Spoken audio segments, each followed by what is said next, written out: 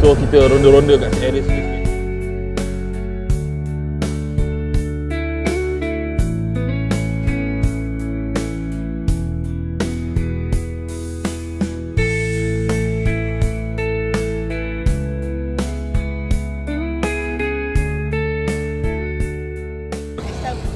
How much the boat? Yeah.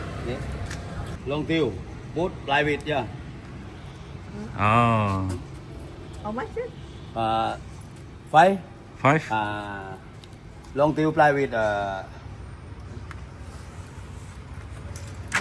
And có múc, một là cột kick, có cả đàn. Oh, có cả đàn. Có trước.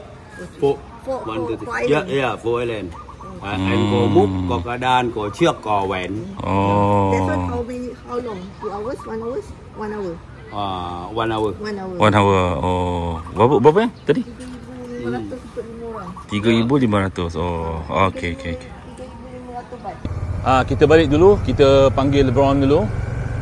Dan lepas tu kita bersiap-siap dan lepas tu kita terus dah datang ke sini sebelum kita meneruskan perjalanan untuk kita balik. Sebab lagi seorang tak ada. Tak syok lah pula kan. Kita terus kejap tak? Tengok apa ada. Dia ada ke depan? Depan lihat tengok apa ada depan. Ni kita punya Pak Meng Resort tadi yang kita duduk. Kita akan balik siang hari ni.